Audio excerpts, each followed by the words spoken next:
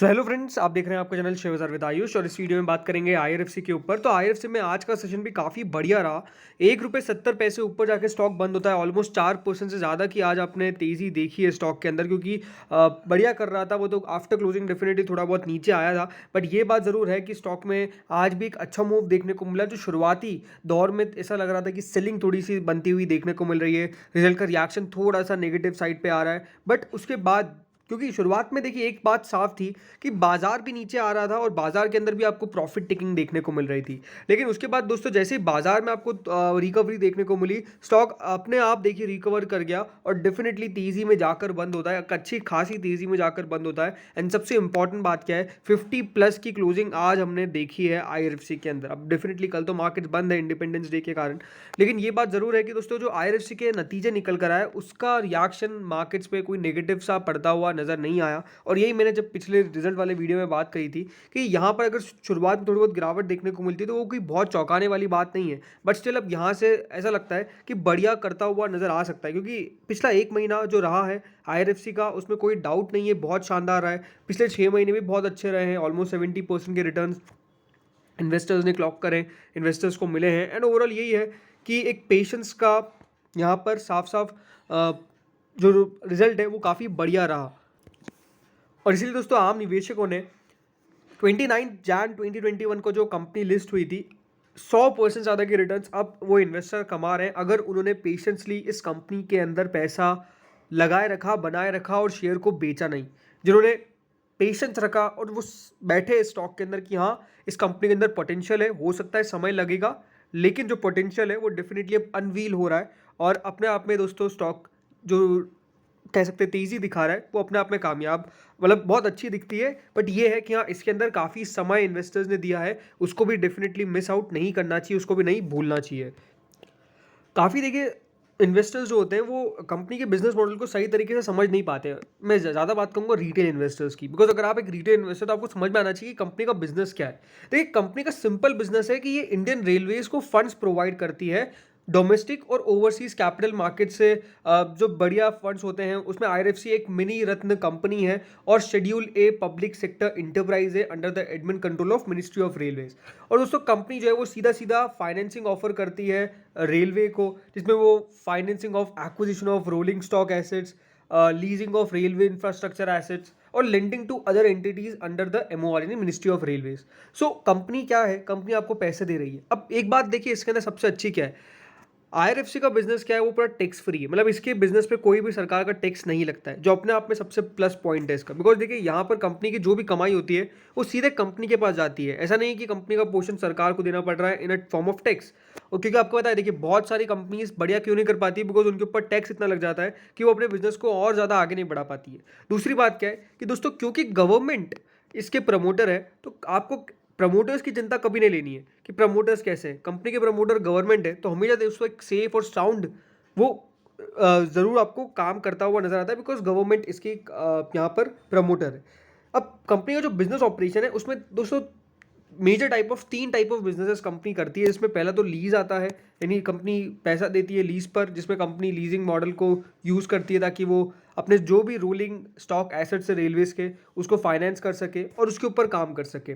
दूसरा है lending operation, जिसमें कंपनी प्रेजेंट जो लेंडिंग एक्टिविटीज़ है उनको प्रोवाइड करती है फंड्स, ताकि वो वेरियस कंपनीज में पैसा लगा सके। अब देखिए इसके अंदर कंपनीज के नाम है जिसमें RVNL, Konkan railway corporation limited, rail land development authority, RailTel corporation of India, पीपा पाव रेलवे कॉर्पोरेशन लिमिटेड, इन सबको पैसा देती है इन अ फॉर्म ऑफ लेंडिंग। और तीसरा है बोरोइंग, इसमें कंपनी दोस्तों बोरो करती है फंड्स फ्रॉम सोर्सेज जिसमें टैक्सेबल और टैक्स फ्री बॉन्ड इशुएंस आते हैं, और उस तरीके से दोस्तों अपने बिजनेस को लगातार ही बढ़ाते हैं। अभी आपको बताऊंगा कि किस तरीके से कंपनी का बिजनेस बढ़ा है। दूसरी बात क्या है कि ये बात ध्यान में रखिए कि जो भी दोस्तों रेलवे के अंदर जो भी नया टाइप ऑफ डेवलपमेंट होगा, ठीक है, डेवलपमेंट मतलब क्या कि जो भी नए नए प्रोजेक्ट्स निकल के आएंगे, जो भी देखिए यहाँ पे नए प्रोजेक्ट्स को बनाएंगे, उसमें आईआरएफसी का योगदान बहुत ज़रूरी है, क्योंकि आईआरएफसी ही फंड प्रोवाइड करता है इन सारी कंपनीज को। इसके देखिए क्लाइंट कौन है, इसके क्लाइंट है ministry of railways, RVNL, IRCON. ये जो सारी ट्रेन्स डेवलप करने वाली कंपनीज है या फिर ट्रेन्स बनाती है, उनको पैसा कौन देगा, आईआरएफसी देगा। तो इसीलिए दोस्तों इनका बिजनेस आपको इतना ज़्यादा बढ़िया देखने को मिलता है और लगातार बढ़िया करता हुआ नज़र भी आया है।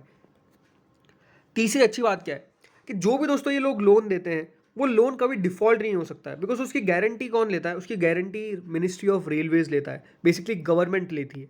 तो कोई भी लोन पे डिफ़ॉल्ट होने का देखिए सवाल ही उठता नहीं है, क्योंकि सरकार को ही दोस्तों ये बेसिकली लोन दे रहे हैं और सरकार की कंपनीज़ वापस से उनको लोन प्रोवाइड, जो भी लोन दिया है उसके ऊपर इंटरेस्ट के तौर पे वापस से पैसा दे देती है और पूरा लोन चुका देती है। तो जो सबसे इंपॉर्टेंट पॉइंट है कि कोई भी डिफ़ॉल्ट नहीं होने वाला है, तो एक डिफ़ॉल्ट का खतरा हमेशा इस कंपनी के ऊपर नहीं रहता है। ये एक और सबसे पॉजिटिव बात आपको देखने को मिलेगी। इसीलिए अगर आप 46% इनकी फंडिंग देखेंगे तो वो रोलिंग स्टॉक पे गई है। 53% यहाँ पर जो फंडिंग है वो बेसिकली फाइनेंसिंग के तौर पे रेलवे प्रोजेक्ट्स के अंदर गई है और 1% इन्होंने डेट फाइनेंसिंग करी है, जो रिक्वायरमेंट थी आरवीएनएल की, उसको कंप्लीट किया गया था। और जो इनकी कम्युलेटिव फंडिंग रेलवे सेक्टर को है वो ऑलमोस्ट दोस्तों 5 लाख करोड़ के पार पहुंच गई है। तो एक बात साफ है कि 5 लाख करोड़ के पास फंडिंग पहुंचना ये आम फिगर नहीं है, इसलिए दोस्तों कंपनी इतना ज़्यादा फोकस में रही है। इसीलिए दोस्तों इस कंपनी को फंडामेंटली अगर समझते हैं तो आप फंडामेंटली साफ साफ नोटिस कर सकते हैं कि मार्च 2012 था जब कंपनी ने पूरे साल में सेल्स करी थी 4642 करोड़ की। आज दोस्तों कंपनी, अगर मैं सिर्फ 10 साल की बात करता हूं तो ये 4642 करोड़ से कंपनी का जो डेफिनेटली रेवेन्यू है वो 20,299 करोड़ तक पहुंच गया। इस क्वार्टर मतलब इस पूरे साल में तो कंपनी ने पिछले साल जो निकला फाइनेंशियल ईयर 2022-23 उसमें कंपनी ने 23,892 करोड़ का दोस्तों टोटल मिलाकर सेल किया। तो ग्रोथ की बात करता हूं तो ग्रोथ बहुत बढ़िया है। ऑलमोस्ट अगर इसको मैं 4,000 करोड़ का राउंड ऑफ लेता हूं तो कंपनी ने 10 साल में अपना 5 गुना से ज़्यादा दोस्तों बेसिकली टर्न ओवर बढ़ा दिया है। और इस तरीके से दोस्तों अगर ग्रोथ होती है तो अपने आप में आप समझ सकते हैं कितना बढ़िया है। दूसरी बात, जैसा मैंने कहा कि इनके ऑपरेटिंग प्रॉफिट मार्जिन अगर आप देखेंगे तो वो 99%, 100% इस तरह के रहते हैं, बिकॉज मामूली से एक्सपेंसेस कंपनी को यहाँ पे लेने पड़ते हैं, जिसमें मैन्युफैक्चरिंग कॉस्ट कभी कभार आ जाती है, कभी कभार एम्प्लॉय कॉस्ट आ जाती है, मेजरली अदर कॉस्ट ही आती है, उसमें उससे ज़्यादा कुछ आता नहीं है। तो वहाँ पर दोस्तों कंपनी को थोड़े बहुत एक्सपेंसेस होते हैं। बाकी जो भी पैसा ये देते हैं ओवरऑल इनका प्रॉफिट मार्जिन 100% के करीब रहता है, जो भी अपने आप में देखिए बहुत बड़ी बात है। बाकी जो इनका नेट प्रॉफिट है वो भी दोस्तों लगातार ओवरऑल एक स्टेबल ही रहता हुआ देखने को मिला है हाल फिलहाल में। बाकी ये है कि हाँ, मतलब स्टेबल भी कब से, लास्ट 2 सालों से। बाकी अगर आप देखेंगे तो कंपनी का प्रॉफिट भी लगातार बढ़ रहा है और 480 करोड़ था 2012 में कंपनी का प्रॉफिट, और आज आप देख सकते हैं वो मोर देन 6,337 करोड़ तक पहुंच गया है। तो हमेशा दोस्तों अगर फंडामेंटली कंपनी को आप समझ रहे हैं तो फंडामेंटली समझिए कि यहाँ कंपनी ने ग्रोथ कहाँ कहाँ पर करी है, और वो ग्रोथ देखना आना चाहिए, समझना आना चाहिए, परखना आना चाहिए, जो सबसे बेहतर बात है। बाकी क्या है कि अगर आप इनके प्रॉफिट की ग्रोथ देखेंगे तो वो 28% के CAGR से बढ़ी है।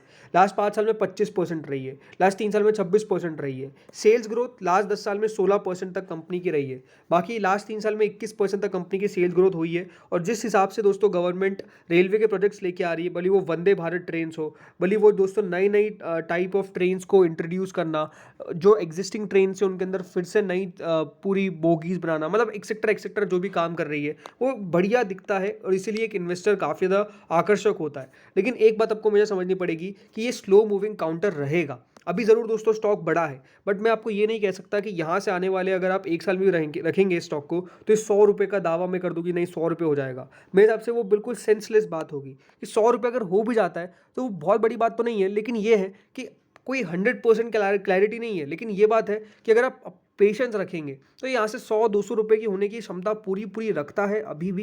बट उसके अंदर बात साफ है कि आपका व्यू क्या है। अगेन कोई रिकमेंडेशन नहीं है, डिस्क्लेमर है कि कोई भी रिकमेंडेशन नहीं है, बट स्टिल मुझे लगता है कि हाँ, इस कंपनी के अंदर पोटेंशियल है to grow at not a very fast pace, but company अपनी पेस से बढ़ेगी और अपनी पेस से ही आगे बढ़ती जाएगी और बड़ी हो जाएगी। मैं आपको ये साफ कह सकता हूँ। बाकी अगर ज़रूर इसके अंदर मुझे लगता है कि आने वाले समय में और भी ज़्यादा इन्वेस्टर्स आएंगे, जिसमें मैं बात कर रहा हूँ स्पेसिफिकली FIIs की, क्योंकि FIIs का स्टेक ओवरऑल आप देखेंगे तो 1% ही है, DIS का स्टेक 2% ही है और पब्लिक का स्टेक 10.49% है।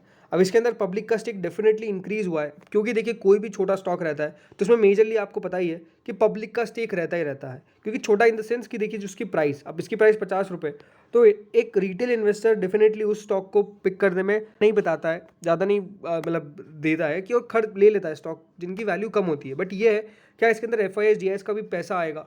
ये बात है कि कंपनी के प्रमोटर जो सरकार है उनका 86.36% का स्टेक है। मुझे लगता है कि आने वाले समय में सरकार का जो डाइवेस्टमेंट का प्लान रहता है वो डेफिनेटली डाइवेस्ट करेगी इसके अंदर भी स्टेक। अब कब करती है वो एक इंपॉर्टेंट क्वेश्चन हो सकता है, बट जब स्टेक डाइल्यूट करेगी तो मुझे ये देखना है कि FIIs और DIS दोनों क्या इसको खरीदने आते हैं। ये एक इंपॉर्टेंट क्वेश्चन हो सकता है, क्योंकि अभी FIIs DIS का स्टेक कम क्यों है, बिकॉज बेसिकली जो फ्री फ्लोट है शेयर्स का वो उतना ज़्यादा है नहीं। ज़रूर पब्लिक से बाय कर सकती है। और FIS की स्टेक ओवरऑल अगर आप देखेंगे तो कम हुई है, इसमें कोई डाउट नहीं है। FIS की तो ओवरऑल ठीक है, to a large extent almost same ही रही है।